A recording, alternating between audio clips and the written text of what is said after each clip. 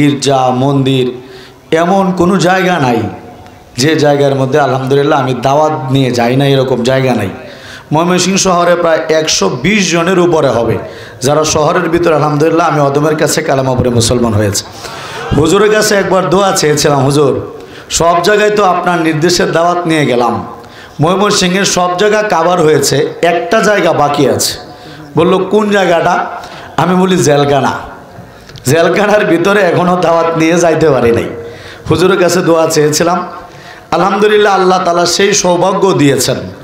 জেলখানা অনেকেই বিপদ মনে করেন, কিন্তু আমার জন্য আলহামদুলিল্লাহ জেলখানাও একটা নিয়ামত ছিল, কারণ জেলখানার ভিতরে আমি দাওয়াতি কাজ করার সুযোগ পেয়েছি। এবং বাংলাদেশের ইতিহাসে আলহামদুলিল্লাহ মুরব্বীদের দোয়া এই রেকর্ডটা এখনও পর্যন্ত আলহামদুলিল্লাহ আমার আছে যে জেলখানার ভিতরে সর্বোচ্চ মানুষ কালেমা পড়েছে আমি অদমের হাতে। 11 জন হিন্দু আসামি জেলখানার ভিতরে কালেমা পড়ে মুসলমান হয়ে গিয়েছে। আল্লাহু আকবার। এরই ধারাবাহিকতায় আজকে আপনাদের এখানে আসা এবং হুজুরেরও নির্দেশ দাওয়াতি বয়ান করা। এই দাওয়াতি বয়ানটার জন্যই আমি আপনারা লক্ষ্য করেছেন আমার খুতবার মধ্যে কোরআনে কারিমের সূরা আলী ইমরানের 19 নম্বর আয়াত আমি তেলাওয়াত করেছি।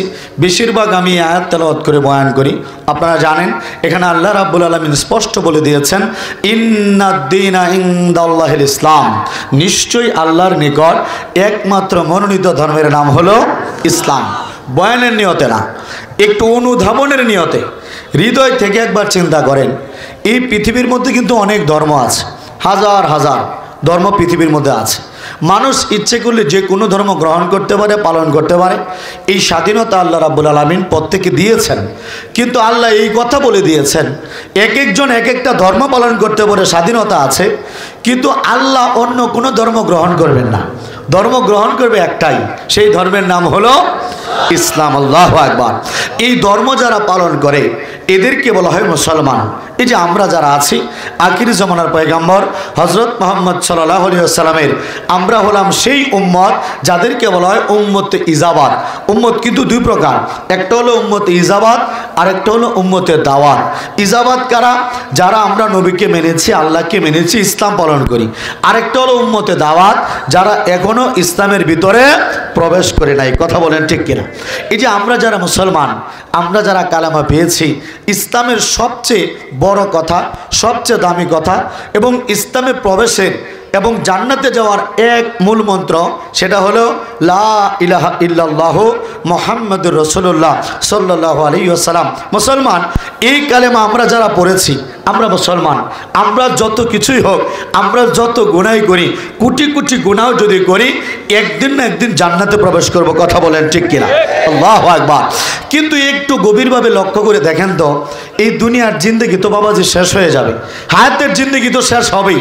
আপনি ফ্রিজ থেকে আপনার বাচ্চাকে একটা আইসক্রিম বের করে দিলেন, কাঠিওয়ালা আইসক্রিমগুলো আছে না, বরফের আইসক্রিম, একটা আইসক্রিম বের করে দিলেন। আপনার ছোট বাচ্চাটা এই আইসক্রিমটা যদি খায় তবু আইসক্রিমটা গলে যাবে, যদি আইসক্রিমটা না খায় তবু আইসক্রিমটা গলে যাবে। একটু বরফের টুকরা, এটা যদি আপনি বের করে হাতের মধ্যে রাখেন, এটা আপনি ব্যবহার করলেও শেষ হবে, ব্যবহার না করলেও শেষ হবে। আপনার আমার জিন্দগিটাও বাবাজি, এটা আপনি আমি কাজে লাগালেও শেষ হবে, কাজে না লাগালেও শেষ হয়ে যাবে। কিন্তু আমরা যারা মুসলমান, দিন শেষে আমাদের ঠিকানা জান্নাত। জান্নাতে এমন জান্নাত, চিরস্থায়ী জান্নাত, যে জান্নাতে একবার মানুষ প্রবেশ করবে আর কখনো বের হবে না।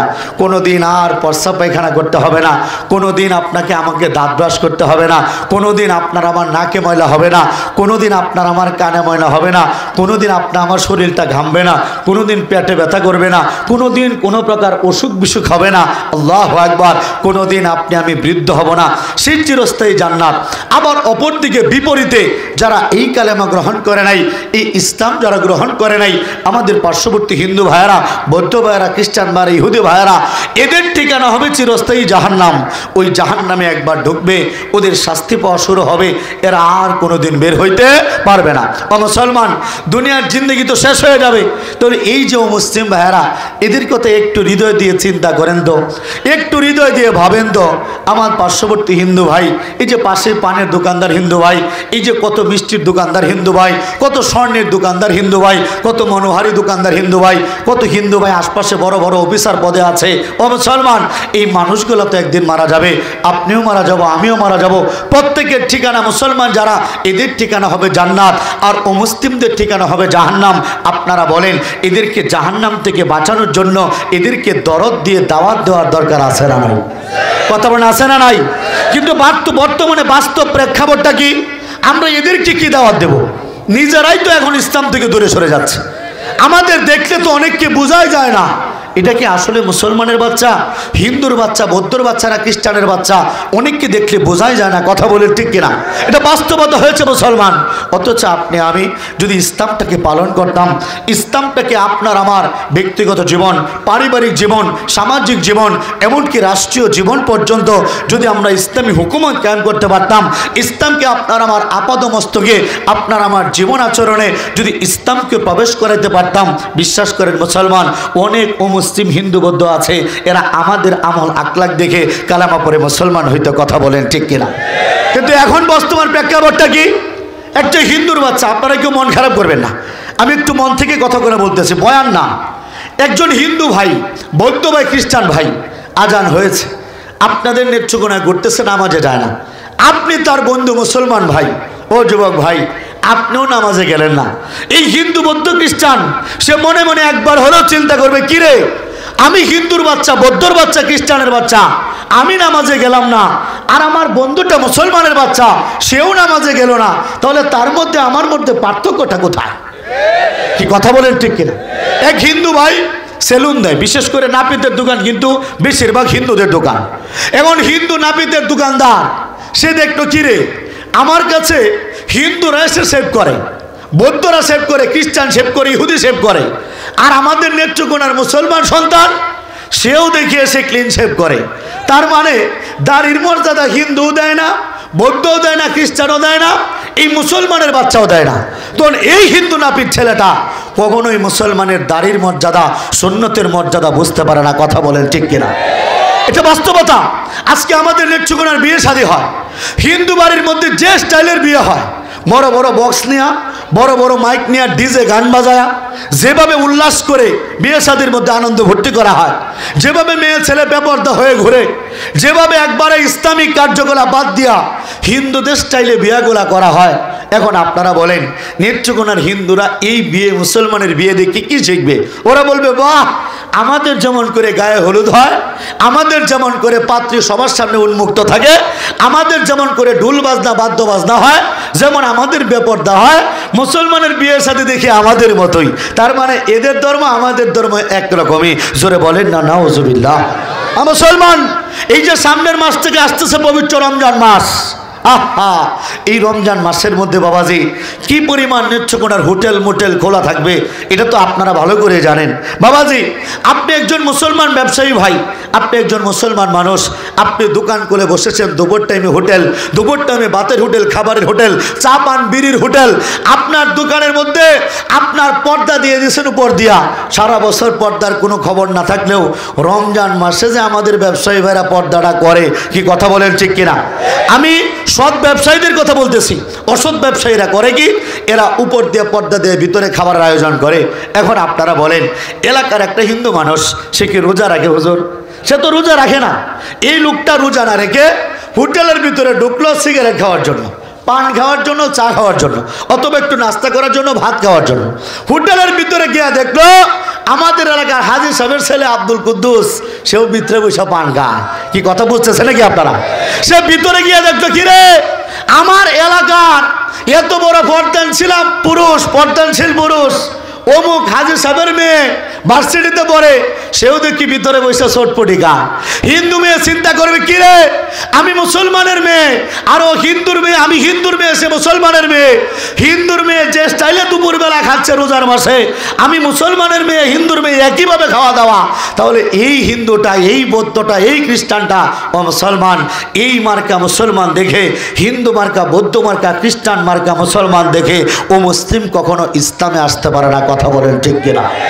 কিন্তু একটু হৃদয় দিয়ে ভাবেন তো, যদি আপনার আমার মধ্যে সততা থাকতো, আপনার আমার মধ্যে রাসূল পাক সাল্লাল্লাহু আলাইহি ওয়াসাল্লামের সুন্নতের উপর আমল থাকতো, আপনার আমার ইসলাম পালন করা দেখে অনেক মুসলিমরা কালেমা পড়ে মুসলমান হইতো। কি কথা বলেন ঠিক কিনা?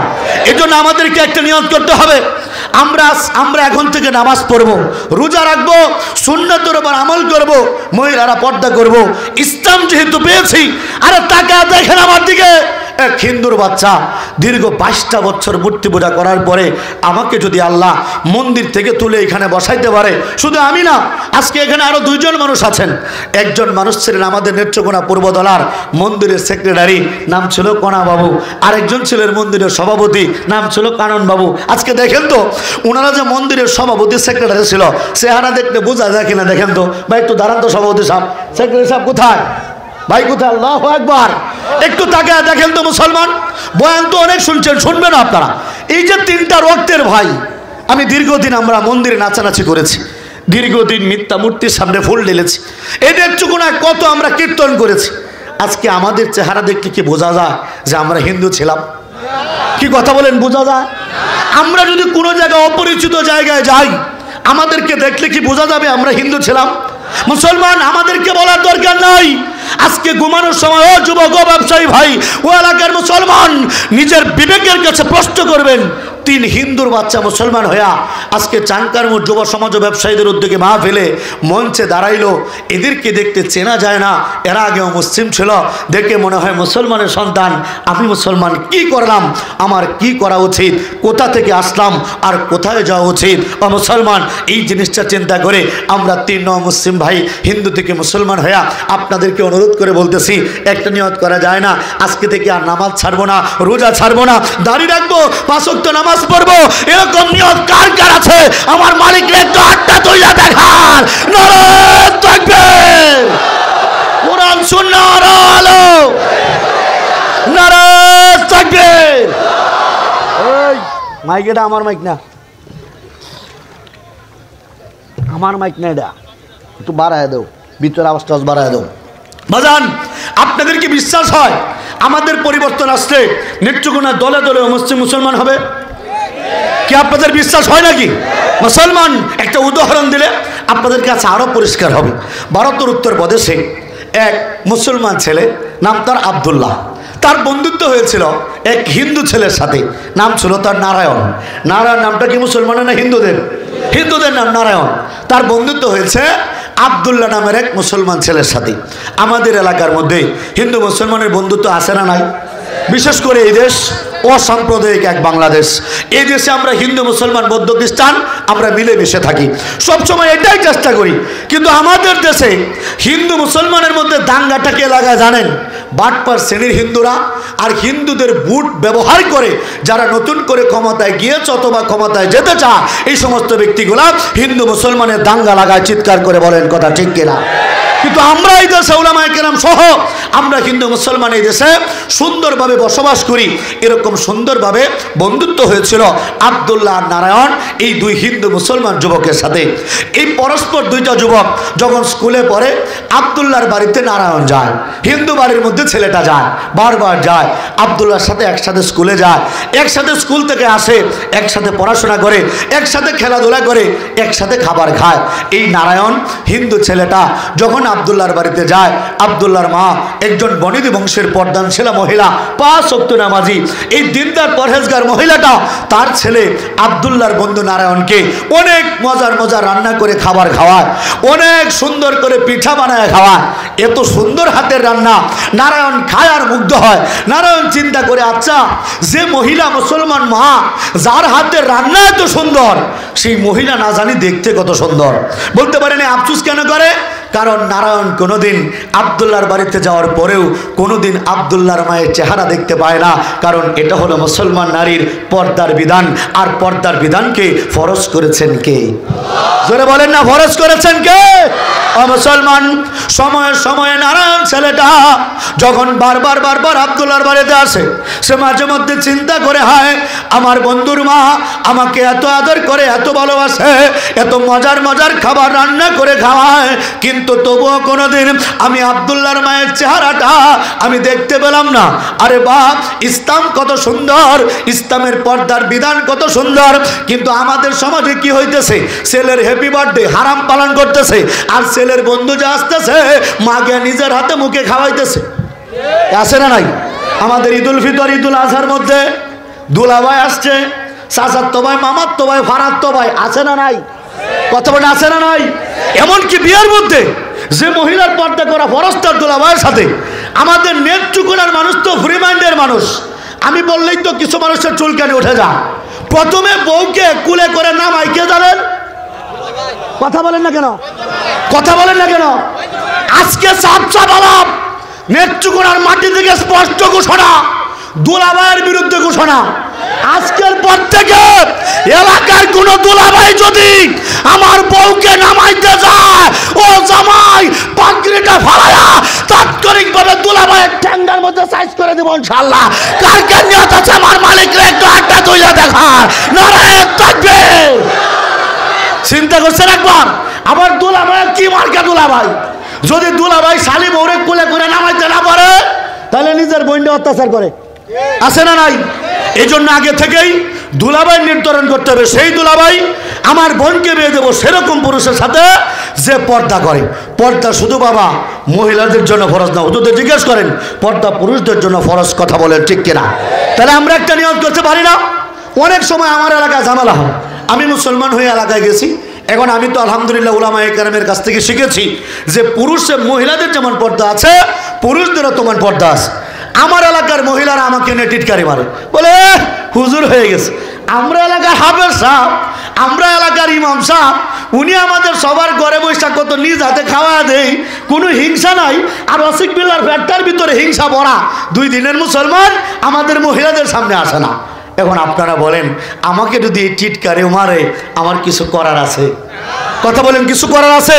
এই জন্য আমি সবার কাছে অনুরোধ থাকবে, ও দাড়ি টুপিওয়ালা ভাইয়েরা, শুধু মহিলাদের পর্দার কথা শুনলেন, এখন থেকে একটা নিয়ত করতে পারি না আজকের মাহফিল থেকে যে আমরা যারা পুরুষ আছি, আমরা পুরুষরা আজকে থেকে আমরা বেগানা মহিলা থেকে আমরা পর্দা করবো ইনশাল্লাহ। কি একটা নিয়ত করা যায় না ইনশাল্লাহ?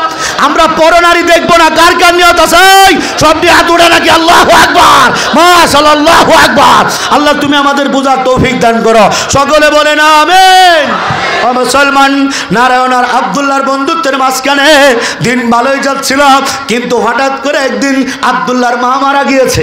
কে মারা গেছে? বয়ানটা ভালো করে বুঝবেন, আমি জানি এলাকার হিন্দুরা আছেন, দূর থেকে আমার বয়ান শোনেন।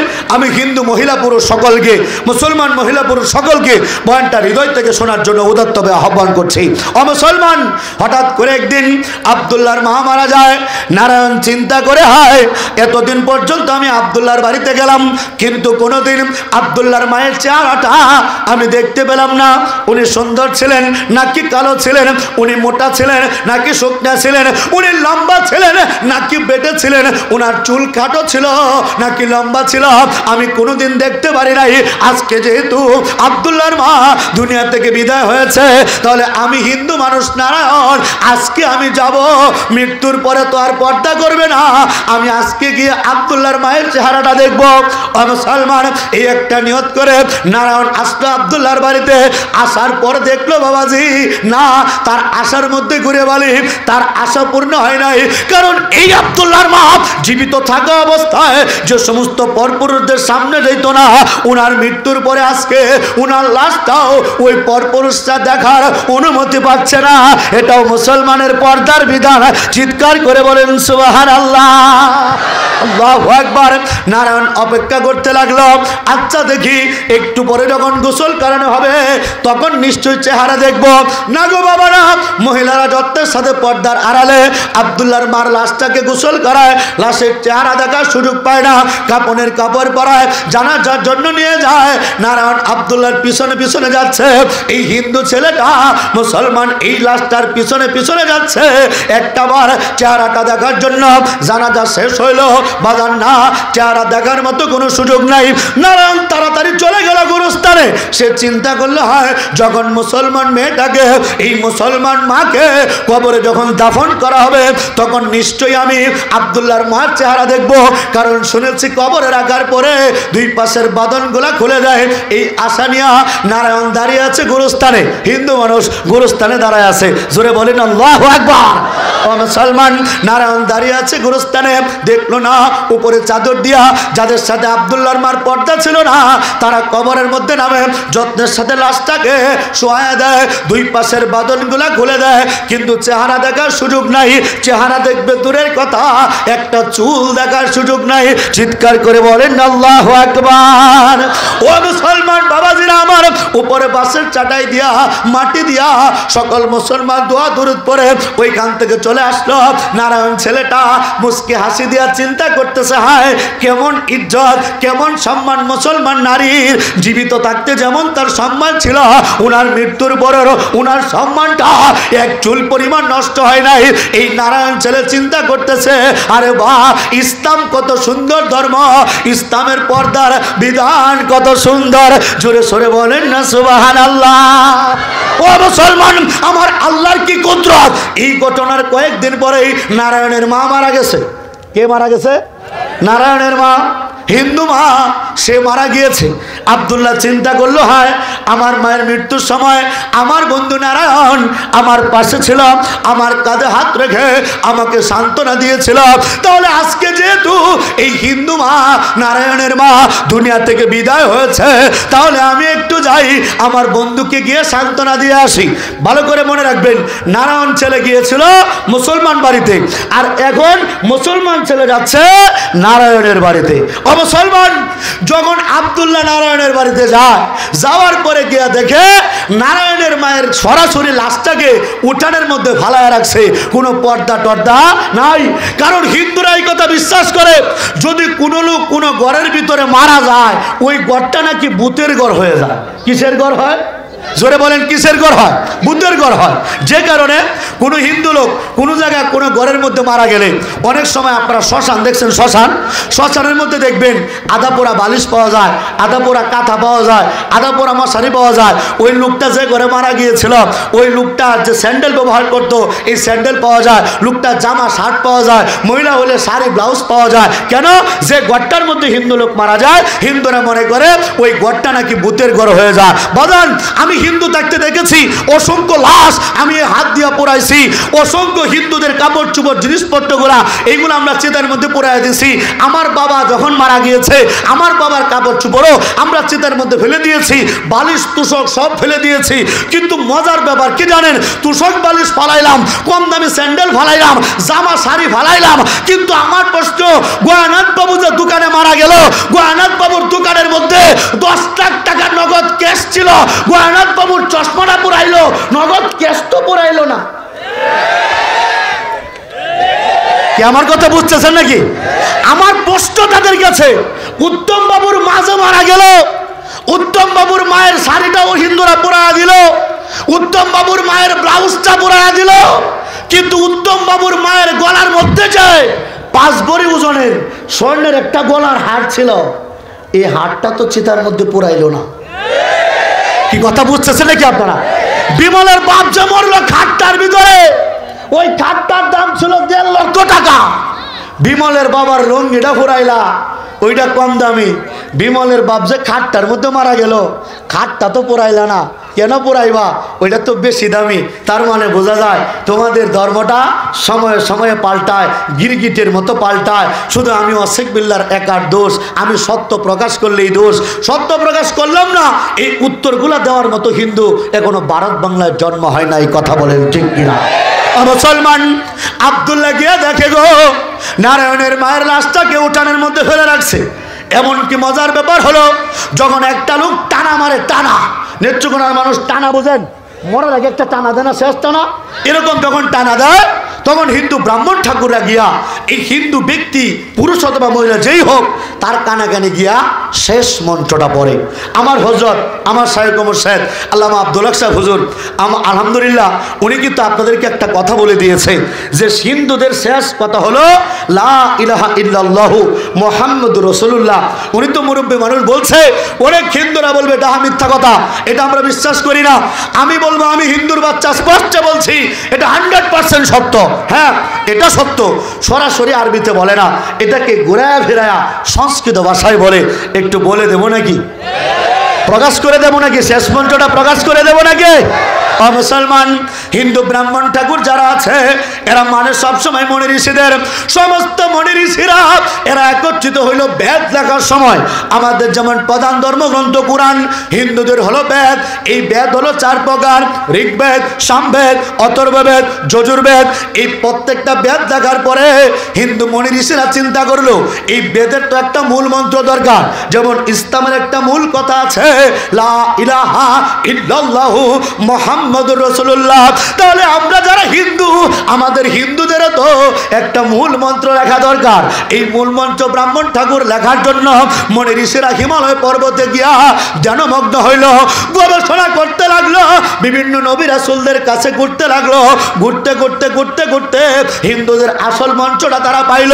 কিন্তু মজার ব্যাপার হইল এই আসল মন্ত্রটা এটা যদি সরাসরি বলে দেয় একটা হিন্দু আর হিন্দু থাকে না, হিন্দু থাকে না। বলতে পারেন কেন? এটা শুনলেই বুঝবেন।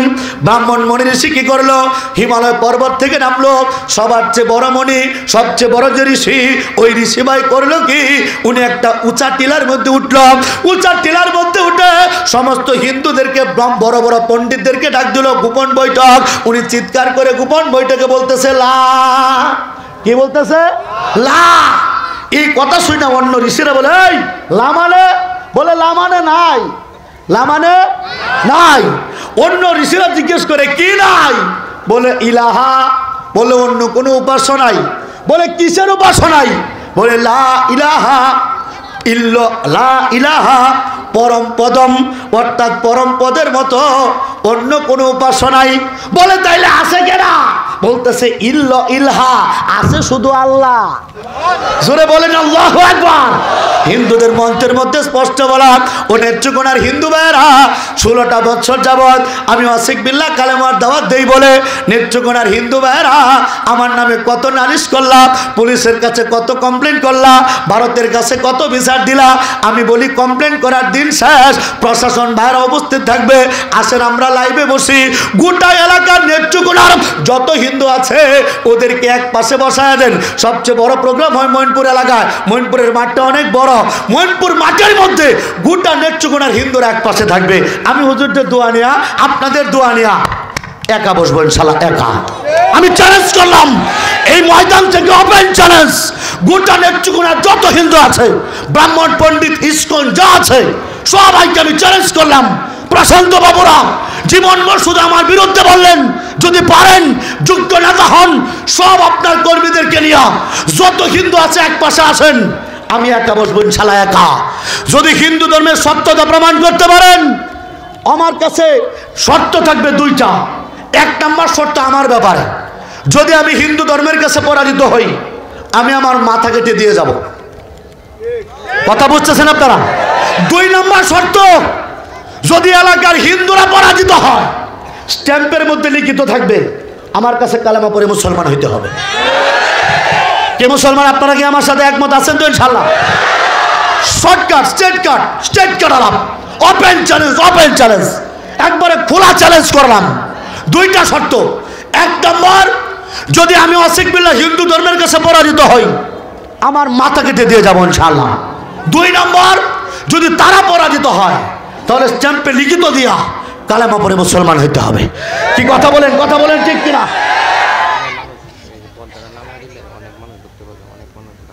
তাহলে কি করবো, কি করবো?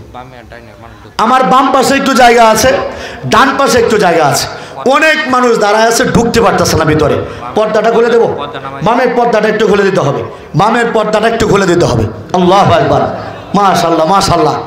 আসলে জায়গা স্বল্পতা, এরপরে ভিতরে মাশাআল্লাহ এতটা জায়গা আছে আমি ভাবি নাই। ভিতরে প্রথম ঢুকলাম, অনেক জায়গা আছে মাশাআল্লাহ। আপনারা একটু চাপ দেন, একটু চাপ দেন, একটু চাপ দেন। ডানে জায়গা আছে, বামে জায়গা আছে, অনেক মায়েরা দাঁড়িয়ে আছে, অসংখ্য মানুষ, হাজার হাজার মানুষের সমাগম। একটু ভিতরে চাপ দেন, একটু জিকির করতে করতে ভিতরে চলে আসেন। লা ইলাহা ইল্লাল্লাহ, লা ইলাহা ইল্লাল্লাহ, লা ইলাহা। লাখ লাখ শুকর আল্লাহ রাব্বুল আলামিনের কাছে, যিনি আমাকে দয়া করে মায়া করে চিরস্থায়ী জাহান্নাম থেকে মুক্তি দিয়েছেন। সেজন্য আল্লাহর কাছে লাখ লাখ শুকর।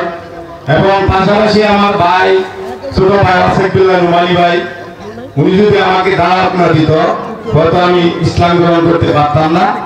এই জন্য আমার ভাইকে আল্লাহর কাছে প্রার্থনা করি যেন উনাকে নেক হায়াত দান করেন।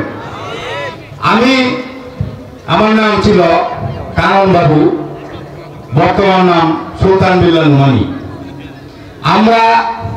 আমি মূলত ছিলাম বংশবাদী ঈশ্বরে বিশ্বাসী,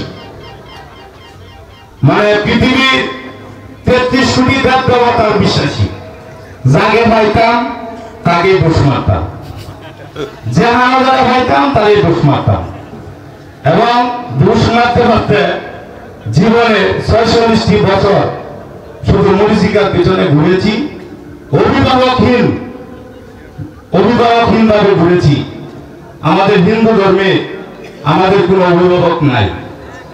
মূলত 33 কোটি দেবতা এবং 33 কোটি দেবতার পূজা করেছি ঠিকই, কিন্তু আমরা যার দেবতার পূজা করেছি তারাই কোনোদিন স্বর্গে থাকতে পারে নাই। আমরা তো সাধারণ মানুষ। হিন্দু ধর্মের দেব দেবীরা স্বর্গে থাকে মূলত, আর যারা ভক্ত আছে তাদের কিন্তু জায়গা নাই। কারণ দেব দেবীরা যখন গিয়েতে স্বর্গে থাকে তখন অসুররা 2 দিন পরে পরে তার ফুটকির মধ্যে বাড়িটা দৌড়ে দেয়। দেখে রাজা ইন্দ্রর কাছে এনে দরবার করে যে আমারা তো অসুররা ভাই করে দিছে, তাই আমরা একটু আবার জায়গা দিই। আবার ওই যে দেবরাজা ইন্দ্র দরবার টরবার করে আবার দেবতারা তো এই কিছুদিন তাহে আবার এই অবস্থা। আমি চিন্তা করলাম যে দেবতারা ফুটকির বাইরে অসুরে, আমরা সাধারণ যারা হিন্দু আছি এরা তো ফুটকির বাইরে তো না, তারপর সময় খুললে বেরিয়েব। যখন আমি বুঝতে পারলাম যে ইসলাম একমাত্র পৃথিবীর সত্য ধর্ম হচ্ছে ইসলাম, এবং ইসলাম ব্যতীত অন্য কোন ধর্ম, অন্য কোন মন্ত্র, অন্য কোন তন্ত্র আমার আল্লাহর নিকট কোনকালে গ্রহণযোগ্য না। এবং এটা বুঝার পরে যখন আমি ইসলাম গ্রহণ করেছি তখন আমার বয়স 40 বছর। ইসলাম গ্রহণ করার পরে রোজার মাস, জীবনে কোনোদিন রোজা রাখি নাই, রোজা রেখেছি আল্লাহর দরবারে। তবে সবচেয়ে বেশি কষ্ট পেয়েছি যখন আমার বাবাকে ঘুরিয়েছি। হিন্দু ধর্মের সবচেয়ে বেদনাদায়ক এবং হিংসাত্মক কাজ হচ্ছে এই শ্মশান। এবং আমি এটা অনুধাবন করেছি, আসলে এটা শ্মশানঘাট না, এটা মূলত হলো শাসনঘাট। পিতা মাতা মারা যাওয়ার পরে, ভাই বোন মারা যাওয়ার পরে যখন আমরা শ্মশানে নিয়ে যাই তখন মনে থাকে এটাই যে তুমি তো 40 বছর 80 বছর খাইতে গেলা, জীবনের শেষ কে ছাড়া তোমার শ্মশান ঘাট। এই জন্য এটার নাম দিয়েছি আমি শাসনঘাট।